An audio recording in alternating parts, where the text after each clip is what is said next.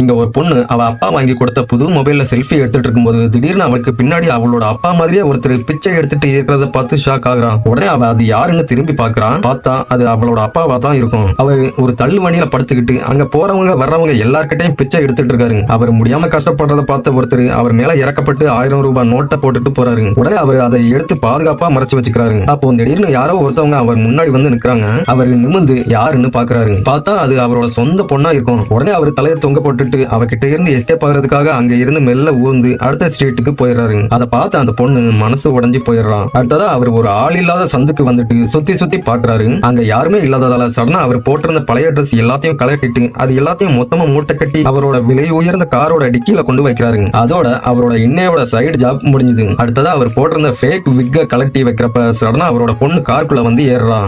அவர்கிட்ட நீங்க உண்மையிலேயே என்ன வேலை பாக்குறீங்கன்னு கேக்குறான். அவரு எதுவும் சொல்லாம அமைதியா இருக்காரு. அப்படின்னா நீங்க ஒரு பிச்சைக்காரனான்னு கேக்குறான். அவரு அப்படியெல்லாம் இல்லன்னு சொல்லிட்டு ஒரு பார்ட் டைம் ஜாபா இந்த வேலையை செய்யறேன்னு சொல்றாரு. அப்படின்னா உங்களோட ஃபுல் டைம் வேலை என்னன்னு கேக்குறான். அவரு எந்த பதிலும் சொல்ல முடியாம முழிக்கிறாரு. உடனே அவ புரிஞ்சுக்கிட்டு நீங்க இந்த மாதிரி ஊனமுற்றவர் மாதிரி கெட்ட போட்டுட்டு பணத்துக்காக பிச்சை எடுக்கிறது எனக்கு சுத்தமா பிடிக்கலன்னு சொல்றான். ஆனா அவர் எதுவும் சொல்லாம அமைதியாவே இருக்காரு. உடனே அவ கோபத்துல அங்க இருந்து கிளம்பி போயிடுறான். கொஞ்ச நாளைக்கு அப்புறம் அவ மறுபடியும் அவரை ஒரு ஸ்ட்ரீட்ல பிச்சை எடுக்கிறத பாக்குறான். ஆனா இந்த டைம் அவர் சும்மா ஹேண்டிகேப் மாதிரி நடிச்சுதான் பிச்சை எடுக்கிறாருங்கிறத அங்க இருந்த 2 பேரு கண்டுபிடிச்சிடுறாங்க. அவங்க அந்த இடத்துலயே அவரோட ஃபேண்ட்டை கழட்டி இவருக்கு கால்ல எந்த ப்ராப்ளமும் இல்லைன்னு சொல்லி அசிங்கப்படுத்துறாங்க. அதை பார்த்து அங்க இருந்தவங்க அதை வீடியோ எடுக்கவும் ஆரம்பிக்காங்க. அவங்க எல்லாரும் அவரை மோசமா திட்டவும் ஆரம்பிக்கிறாங்க. அதை பார்த்துட்டு இருந்த அந்த பொண்ணு பொறுக்க முடியாம அப்பாவை காப்பாற்ற முடிவு பண்ணி முன்னாடி வர்றான். அப்போ சடனா மிஷினரியில இருந்து ஒரு பொண்ணு வந்து அவர் முன்னாடி வந்து நிற்கிறான். அவரை பார்த்து பாஸ்டர் உங்களுக்கு என்னாச்சுன்னு பரிதாபமா கேட்கிறான். இத்தனை நாள் நீங்க இந்த வேலையை தான் செஞ்சுட்டு இருந்தீங்கன்னு எங்க கிட்ட ஏன் சொல்லலாம்னு கேட்கிறான்.